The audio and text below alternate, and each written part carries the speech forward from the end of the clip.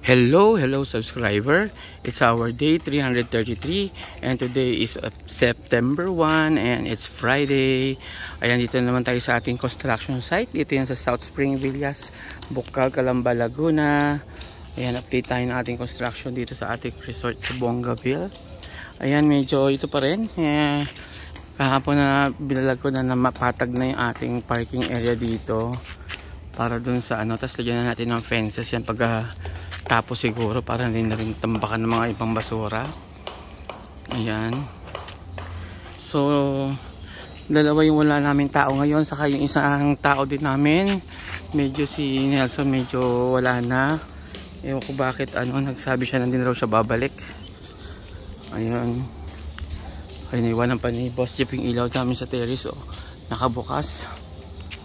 Ito yung frontage namin. Ayan, yung itsura ng harap ng bahay. Tapos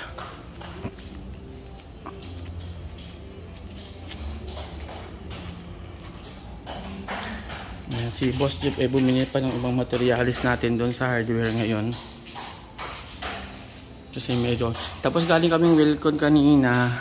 Bibili na sana kami ng polycarbonate para ilagay dito na sheet.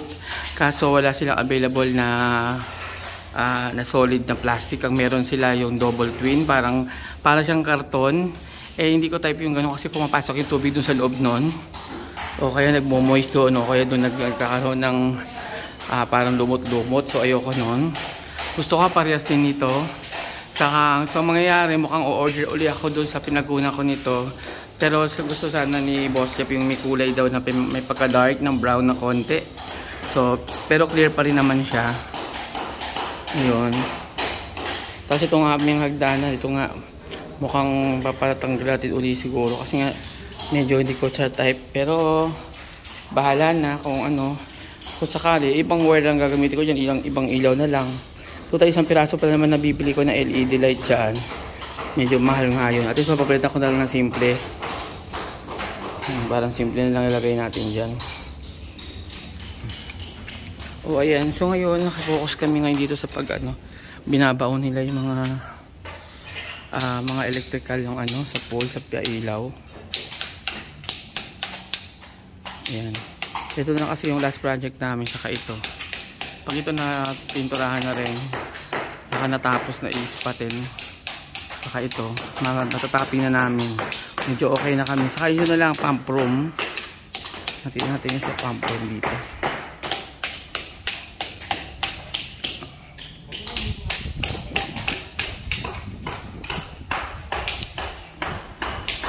Ayan, so itong piping na lang ang problema namin. Lapit na rin matapos to. Kasi yung tao natin kukunti lang ngayon. Yun lang talagang kaya natin matapos. Pero slow but surely para nakakapag-isip tayo. Hindi naman tayo namamadali masyado. Although kailangan na natin talagang bilis-bilisan din. Kasi nga yung mga tao natin nire-request na ni architect na ma-pull out kasi doon sa isang project nila. Yan, ito yung papasok dito sa loob na naabang na kuryente. Pero meron din naman yung dito lalabas yun dito. Yan.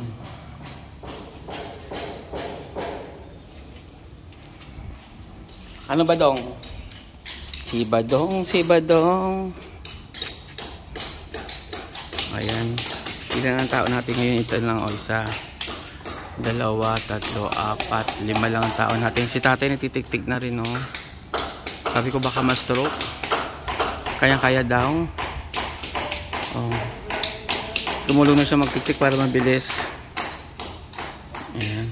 Pero dumating na rin yung order niya na kaya siya nagtik-tik kasi nga hinaantay niya pa yung mga thinner na binili. Nakakabili lang namin kanina ng thinner. Ayan Ayan, so si tatay mamaya magtitimpla na yan or bukas para mapahiran niya na yung iba dito.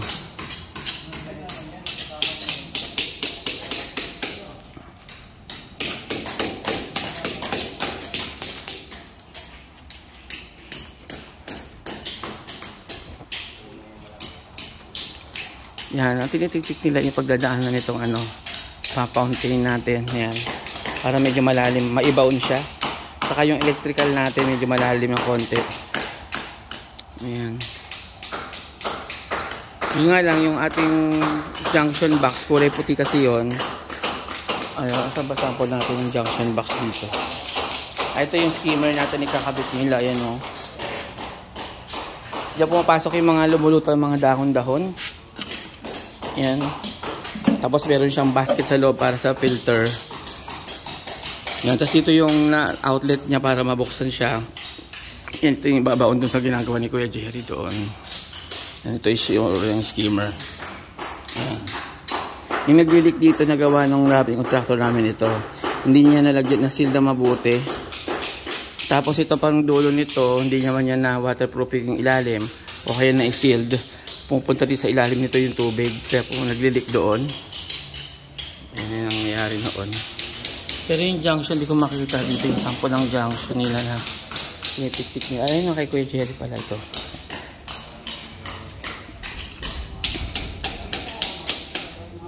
Yun lang yung bago naming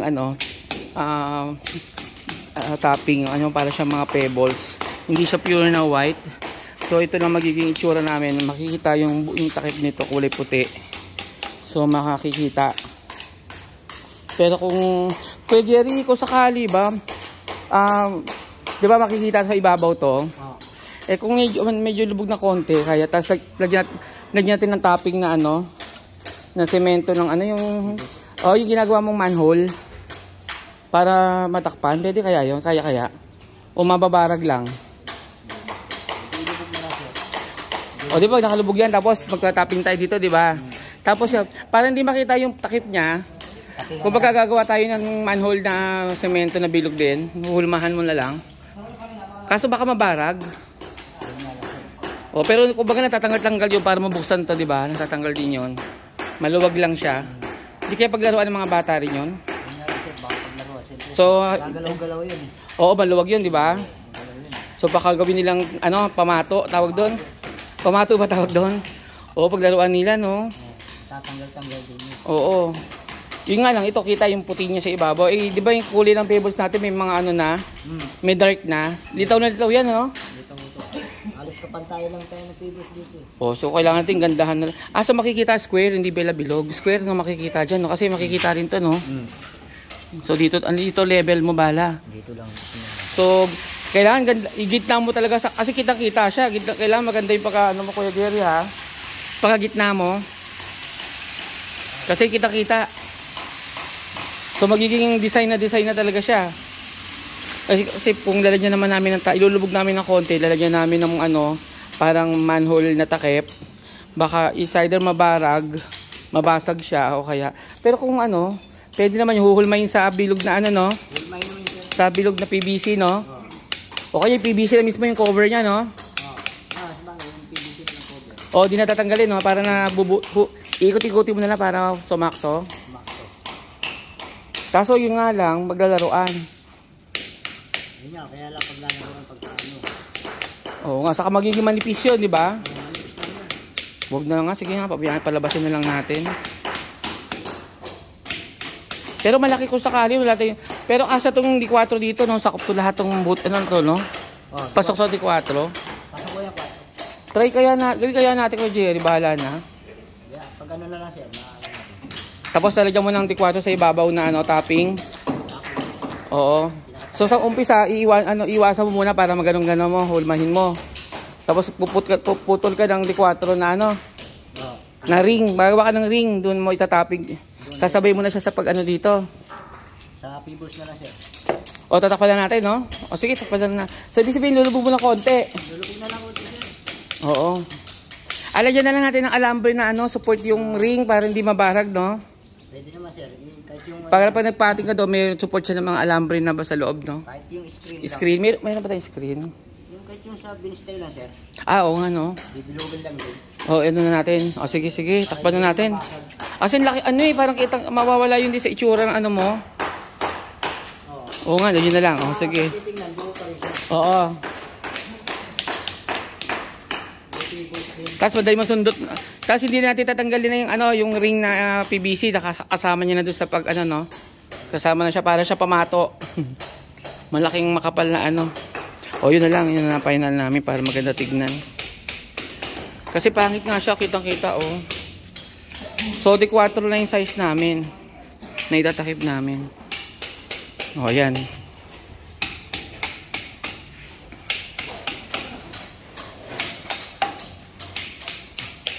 Sana hindi lang siya mababarag. Pero lalagyan daw naman ni Kuya Jerry ng screen. So, yung screen na yun ang magpapatibay nung pinakatakip na yun para hindi siya mabarag. Ito yung din ganito. Ito naman, sabi ko, talian din ng mga alambre para ma-diretso namin. So, si Tata na siguro gagawa nito.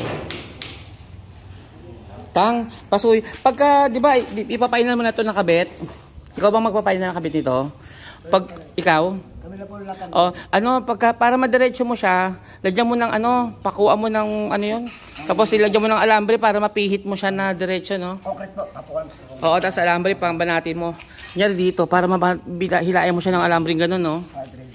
Para dumiretso. Parang sa'yo lang yan, tabingi, no? Oo. Kailangan talaga tinitrim, ang tawag doon? Tinitrain.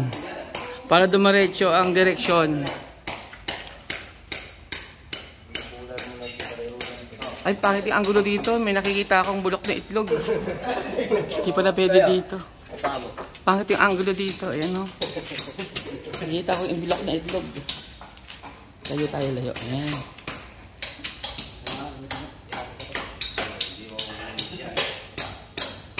Buti pala pinatay ko yung aircon. Mainit pa.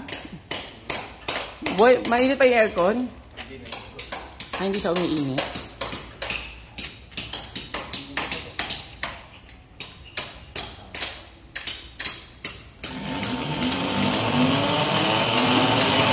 Ayan, bali yung aircon, inangat namin, tinaas namin kasi nga tatamaan siya nung, antatik mo na ako dito.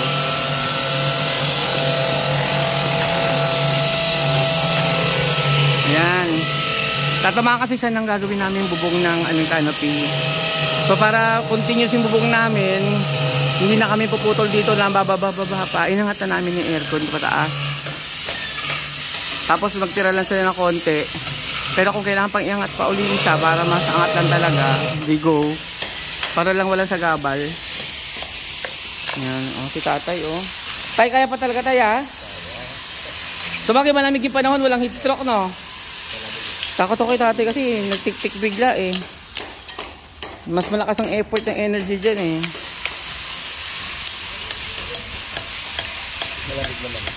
Sa bagay.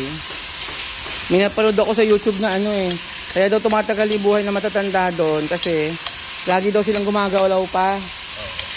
Pag tumigil ka daw sa paggalaw, yung muscle mo, parang ako, hindi na ako masyado gumagalaw. Mas matanda pa kilos ko kay tatay. Oo, kaya taga gumagalaw-galaw.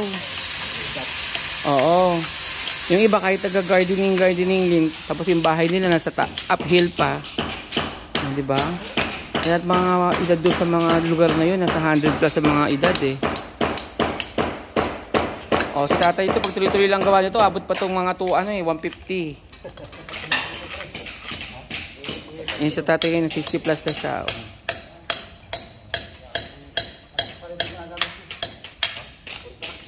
Kumbaga may child labor, dito naman meron kaming senior labor.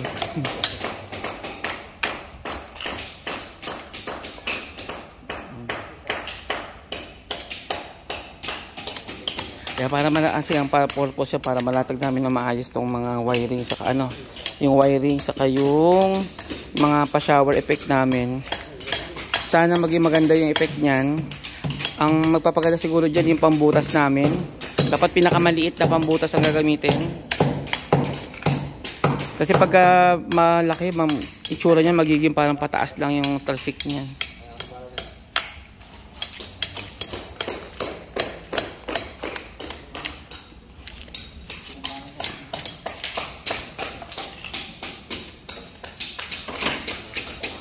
Ayan, so tinanong ko kasi yung aircon kanina kasi ginamit ko yung kanina bago kami pumunta ng welcome. Buti pinatay ko. Usually kasi hindi ako nagpapatay ng aircon pag wala pa isang oras yung alis ko. Kasi mas magastos yung patay bukas ng aircon.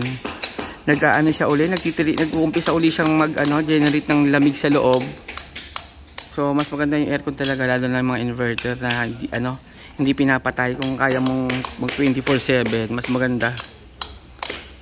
Lalo nang lalabas ka naman ng 1 hour. Kasi yung puwersa niya, ano eh, papalakasin niya yung buong kwarto mo uli. Papalamigin niya. Saka siya hihina pag malamig na.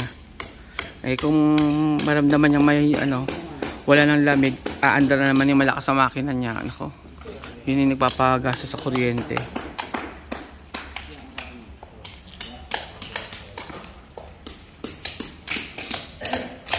Ayan o.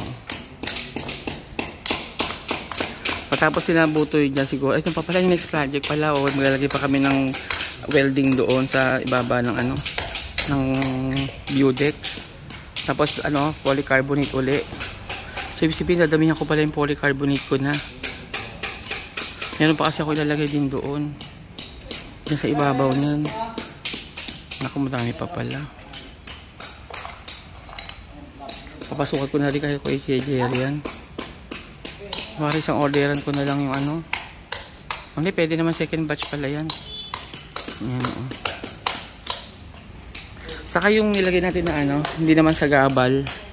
Yung ating canopy o. Pag andito ka, parang hindi mo siya mapapansin na may canopy o, diba? Parang plain lang siya. O, hindi mo makikita. Malalaman mo lang may canopy pag nandun ka na sa malapit.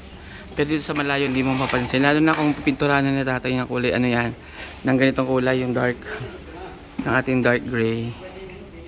O, tapos yung bubog niya para dark gray din. Ay, light, ano, transparent siya pero gray. O, ayan. Yun nga lang yung pebbles natin na ilalagay dito. Yung mixture niya na mga maliliit na pebbles, may mga white. Tapos haluan din ng konting silica. Eh medyo magiging dark pa rin siya. So mawawala na yung concept natin na pure white dito.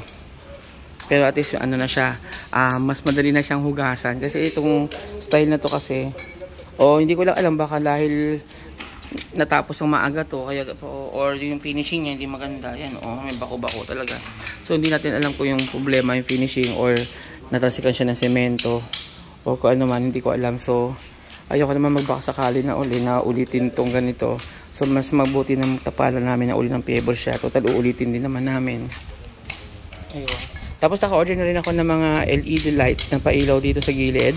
Saka kung possible malagyan din dito. Pero magpapaabang na rin ako sa loob ng LED light. Papaabang namin. Kung possible magamit yun, lalagyan natin. Pero yun nga yung pinaka-priority, lagyan yung labas. Naka-order na ako ng dalawang 30 meters ang in-order ko. Pero medyo mura nga. Nasa binayaran ko lang 2,000. Eh kanina sa Wilcon, same waterproof na LED. Nasa 600, almost 700 piso lang ang kada metro. So imagine mo na sa 24,000 mahigit ang 30 30 meters. Imagine mo gano'n ang abutin.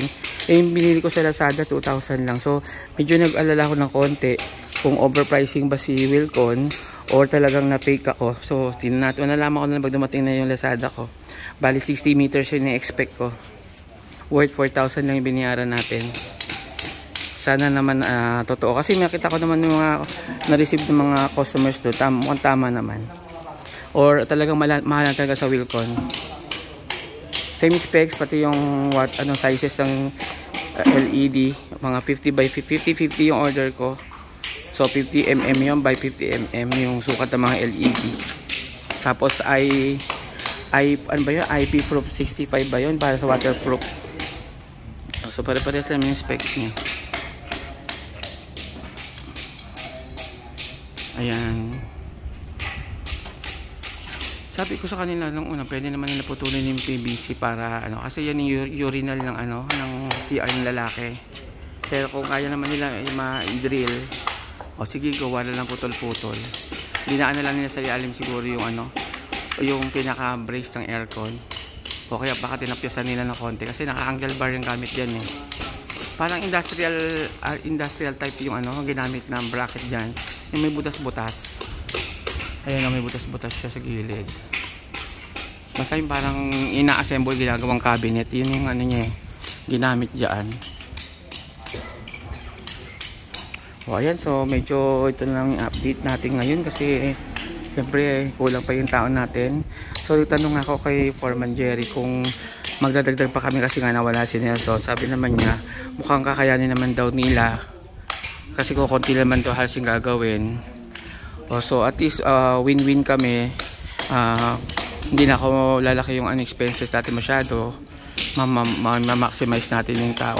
At the same time, hahaba din yung working days nila. Kasi sila nagagawa din. Yun nga lang, si foreman, baka kunin mo na ni architect itong September 4 or 5 yata. Hindi ko alam kung magiging permanent siya doon or ano. Pero hindi ko pa nakakausap si architect kung mapapalitan ng aking foreman. Kaya nagkabiruan nga kami kanina, magbo-voting kami kung sino foreman. Sabi namin si Tatang na magsusunod na foreman. Ayun. Ikaso bilang ayaw-ayaw daw niya. Ayan. Kasi mahirap din ang role ng isang foreman. Siya kasi yung nagsesegregate, nag-a-assign ng mga tao by project kung nagde-designate ng mga tao. Tapos siya din yung dapat nakakaintindi ng lahat para madali niya maituro sa mga tao niya yung gagawin. Tapos siya yung kinakausap namin na kung may mga suggestion kami or suggestion siya din yung madalas kinakausap namin. So malaking role talaga yung isang foreman. Pag walang foreman, siya kung ikaw na bilang contractor or kaya may-ari, lahat sila kakausapin mo isa-isa. So unlike na may foreman ka, may isa ka tuturuan, tapos babantiyan mo na lang yung ibang tao kung na-extract o hindi. Ayan, so medyo mahaba na tayo.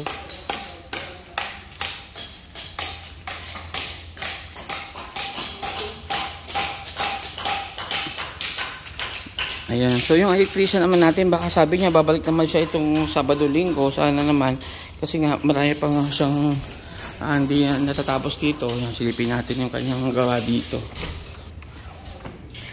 Tapos yung CR ko pala kahapon, may napansin ako ay dito may konti siyang tumutulo-tulo, pero wala na. Ayan, may tulo pa siya ng tubig, konting-konti ng tulo.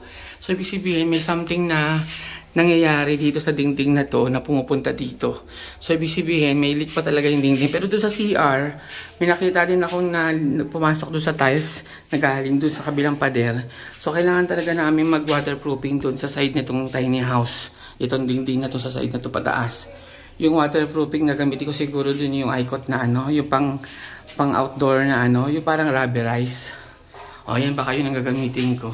So ito yung naiwan ni ni electrician Jeff. So ginawa niya nung nakaraan, inayos niya yung mga circuit breaker natin dyan. Ayan, nakaayos lang siya. Pero ang na-activate niya pa lang, ay ito parang abang to kasi nasa baba yung wire. Yan, wala pa siyang input, wala siyang watt, wala pang kuryente ibabaw niya. Ay meron siya ditong rail, yan ang nakatusok sa ibabaw. Pero hindi ko alam kung live yan, yung nakatusok na yan. Hindi pa yata kasi dapat kung live yan. Ito isa. Pero dito sa baba, ito kasi yung pinaka main line ko. Dito yung pinaka main breaker siguro to. Or ito yung main isa, ito yung outlet ng, 60 or basta isa dito, yung 60 yung pinaka-electrical saksakan, tapos yung 40 yung pagiging mga lights ko, tapos magdi-distribute na yan per area, per room. Tapos ito baka mga something, baka dito yung mga pump niya, or ayun, hindi ko pa alam yung plan niya dito. Pero sabi ko, bawat isang babatuhan ng kuryente na grupo. So gusto ko lagyan ng wifi na na circuit breaker para mo-monitor ko yung mga kuryente, or kaya pwede kong i-shutdown online pag nasa labas ako, o mo-monitor ko kung may gumagamit, di ba? Kasi gumagalaw yung kuryente. Yun, gusto ko yung idagdag yun doon. So far yun lang naman. Pero after naman siguro ma-install na ni Jerry yun, pwedeng ako na yung magkabit nun, nililipat ko lang naman yun. O kaya gagawa ko ng sariling breaker na lagayan. Tapos papatalunin ko na lang papalik doon sa mga ginawa niya. So ako pwede naman ako yung maglagay nun. So ayun, hanggang dito na lang yung aking video. Sa mga hindi pa nag-subscribe, click naman ang ating subscription button. At syempre huwag kalimutang i-click na rin yung notification bell para ma-update kayo sa aming channel na Bong and Jeff. At para masubaybay nyo hanggang sa matapos yung ating construction ng Bongaville Private Resort. Dito yan sa South Spring Villas, Bocal, Calamba, Laguna. Hanggang dito na lang. Bye-bye!